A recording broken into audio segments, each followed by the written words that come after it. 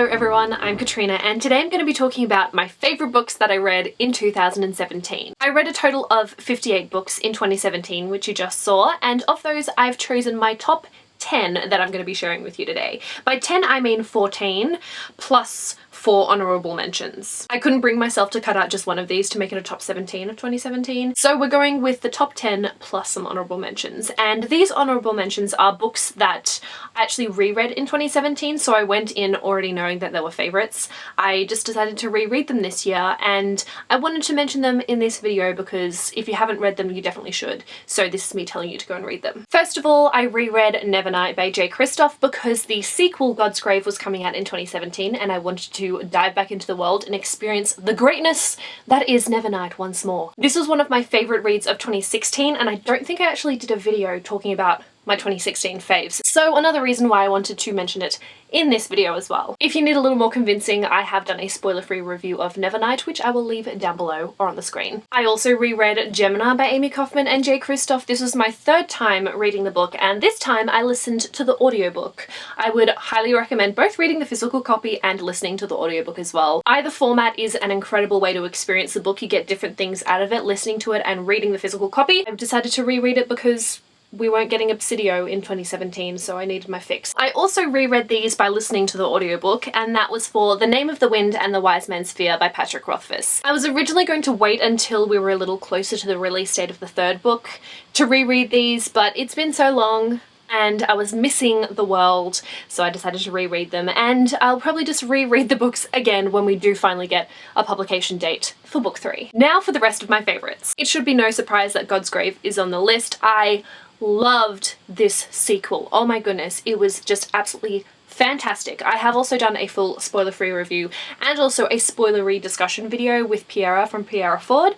Links down below again if you want to check out those videos for a little more information. I think one of the things I really appreciated about God's Grave was how different it felt to Nevernight. Not only the setting, but also the tone and the atmosphere and the level of action that we get in God's Grave. It's very different from Nevernight. This is consistently action-packed, lots of gruesome gladiator fight scenes, which was pretty epic, and we get to see a lot more character growth from a range of characters. It was great being reintroduced to some of the old ones, but also meeting a new cast of characters as well, and I loved getting to explore more of this world that J. Kristoff has created, and I cannot wait for the third book, oh my god. But I'm also a little scared for book 3 because there are so many questions, not only in God's Grave, but in Nevernight, that are still unanswered, and I'm like, how is everything going to be wrapped up in one more book? It's a little scary, but also absolutely incredible. It is an amazing series. Strange the Dreamer by Laini Taylor. I went into this not really knowing what to expect. I've never read any of Laini Taylor's other books before. I've heard kind of mixed-ish things about the Daughter of Smoke and Bones series, so I went into this not really knowing what to expect, and my gosh, this was beautiful. It was a beautiful story with a beautiful setting, incredible characters. The writing was just superb. After picking this book up and falling in love with Laini Taylor's writing style, I immediately ordered the Daughter of Smoke and Bone trilogy despite my hesitations on reading that series originally, and I plan to reread Strange the Dreamer this month because I'm doing a book club, the Sassy Book Club, hosted by Miss Sassy Cassie. So I'm really excited to dive back into this rich world and experience it all again because it was amazing. The next 2 books are from a series which I picked up in 2017, and I've been kicking myself over the fact that I didn't pick it up sooner.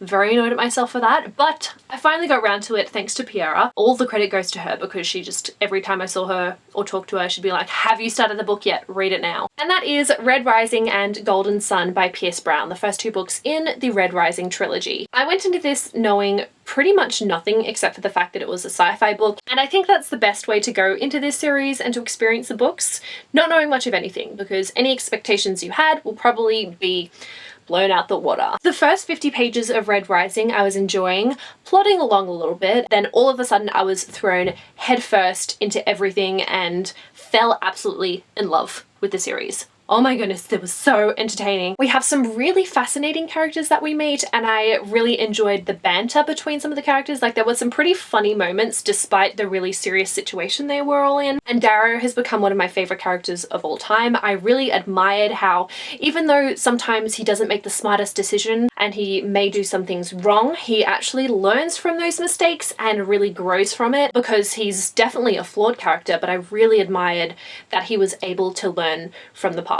If you're looking for a series that is incredibly high in action and really great character development, read these. I also started the A Court of Thorns and Roses series by Sarah J. Maas, and I did enjoy the first book, A Court of Thorns and Roses, but this, man, this one I loved. I understand the hype now. I totally do. And this is another book that I'm kind of kicking myself for not having read it sooner, because I was seriously missing out on all of that race action. But also for the story as well. This book just takes things up several notches, and I really loved all of the characters that we meet in this one. I wasn't a huge fan of some of the characters that we meet in the first book, and I don't think you're supposed to love them, but we have such a wonderful cast of characters that we are introduced to in A Court of Mist and Fury, including the Inner Circle. I just loved their whole dynamic. It was hilarious and wonderful, and I especially loved seeing Feyre grow in this book as well. She's certainly had a lot put on her plate throughout this series,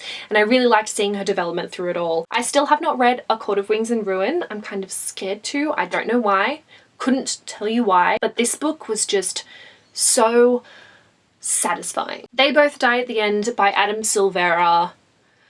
I'm planning on doing a full spoiler-free review of this one at some point. I just needed some time to really recover from it. The title tells you what's gonna happen at the end, but even still, the book just makes you fall so deeply and madly in love with these characters. And you're just hoping, you are hoping and praying that it won't end like you know it will. The problem with this book is that it just leaves me speechless, and I'm really struggling to talk about it because it hurt me so badly, but I loved it. Just the way that these characters completely capture your heart, and you love going on this journey with them, because it's not their destination that matters, it is the journey. Because the fact of the matter is, you don't want to reach the destination. You don't want it to happen. You just want to stay in the moment, pause time, freeze it all. This book caused an extreme emotional reaction from me.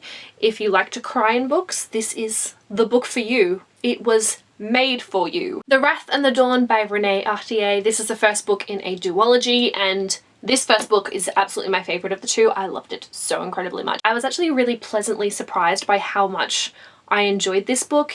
It's a 1001 Nights retelling. I found myself just so immersed in the world and the culture, and the writing was just so rich and vibrant, and the characters. Okay, now there is a romance in this book which does happen a little fast given the circumstances, but even still I kind of didn't really care about that fact because I was just loving the story so incredibly much, really enjoying the characters as themselves, but most of all together. Really enjoyed it. I think they worked really well for each other. I did also do a spoiler-free review, so if you want to know more of my thoughts, you can take a look at that as well. But I also wanted to mention the fact that the second book did disappoint me, and I will be talking more about that book in my disappointing reads of 2017 video, which you can watch shortly. But I did want to just mention it since it is a duology and it doesn't end quite as strong as I would have hoped, but it has a fantastic start. Moxie by Jennifer Matu. This is a book that I read for the Biennial Bibliothon Book Club, so myself, alongside Emma Books and Miss Sassy Cassie, we did a live show discussion talking about Moxie. The beginning is spoiler free, the rest is spoilery discussion about it. So if you have read the book and would like to know a little bit more about our thoughts on specifics of this book, then I would recommend checking out that live stream. I will have it linked down below as well. The main character creates this kind of anonymous zine that blows up and sparks a revolution, and the things that these girls do were just so amazing to see. This was such a feel-good book. We have so much girl power and feminism. I just really enjoyed seeing all of these girls in this high school coming together. It just made me feel all warm and fuzzy inside, seeing them banding together and working as one despite any of their differences, because they have that shared experience of being a woman and all of the crap that comes along with being a woman in a sexist, patriarchal society. The last thing I wanted to mention were the fantastic characters that we meet in here and all of the different relationships between the different characters that really do highlight a lot of the problems that we have in society, a lot of the things that are ingrained within us, even us as women, and how we do internalize a lot of things. And the romance in here I thought was great because it is a male and female romance, and that male does really learn a lot from it, and he's really sensitive and open-minded about a lot of things, and it was just really heartwarming to see that growth within him because change is possible. It is possible. Would absolutely recommend this. If you're looking for a feminist book, this is a great place to start, I think. The next two books I'm going to be talking about are books 3 and 4 in the Madoran Chronicles by Lynette Noni. Book 3 is Dracora, book 4 is Grey Veil. I did also read book 2 this year, but I wanted to highlight these ones in particular because I think these are the strongest of the series so far. I'm trying to think which one is definitely my favorite between the two. I think I'm going to say Dracora because this was kind of the turning point in the series, delving into that darker and more sinister territory, and I liked the characters that we are introduced to and the characters we're reintroduced to in Dracora. In Grey Veil, the stakes are getting higher and higher, and I loved seeing how strong Alex has become as a character in this one in particular. This is such a fun and magical series with incredible friendships. I adored being able to see these characters interact with each other, seeing how much they love each other and the things that they will do to protect one another. If you guys are interested in the Madoran Chronicles, the first book in the series is called Akane, and I have done reviews for the first 3 books of the series so far. The next 2 books that I'm going to be talking about are from the same series, and they are Sabriel and Lyriel from the Old Kingdom series by Garth Nix. Lyriel is actually set about 2 decades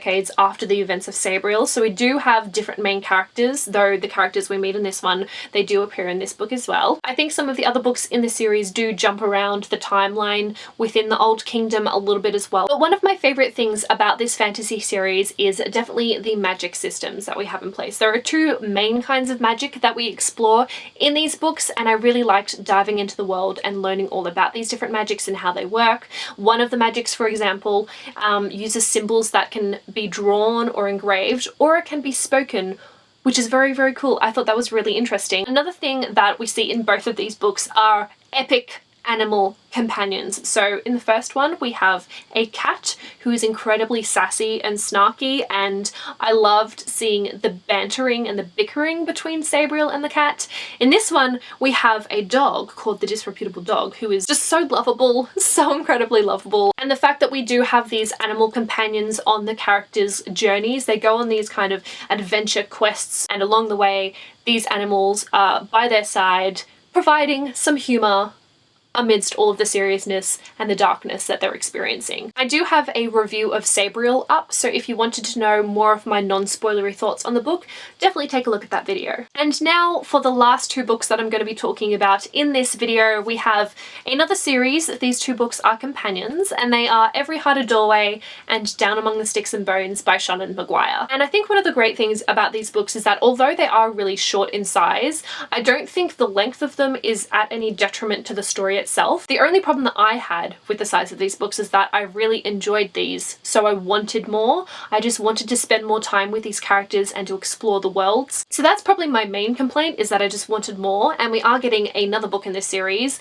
I think Beneath the Sugar Sky is the title, which I'm very, very excited about. It comes out, oh my god, it comes out today when I'm filming. You won't see this video for a little while, but it comes out today. So these are portal fantasies. Think of Narnia and Alice in Wonderland, where someone kind of steps through a doorway into a fantastical world. So I really like the concept of bringing all of these characters that have been transported into fantastical worlds together. It's not just one character's story. We kind of get glimpses of some of the things that these characters experience in Every Heart a Doorway. This first one is set in a home for these children when they're struggling to kind of come back to reality. But this one we actually get to dive into one of those worlds, which I found to be so satisfying. I really enjoyed it.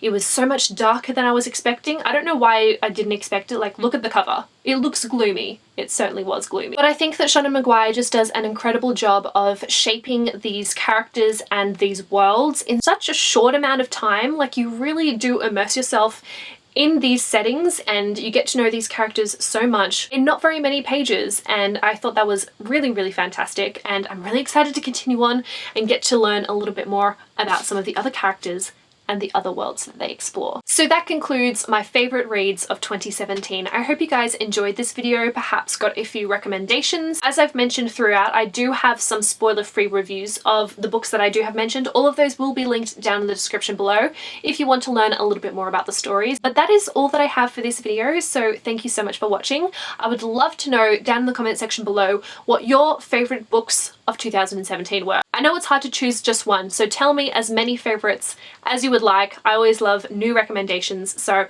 let me know down below. But I'll see you very soon with my disappointing reads of 2017 video.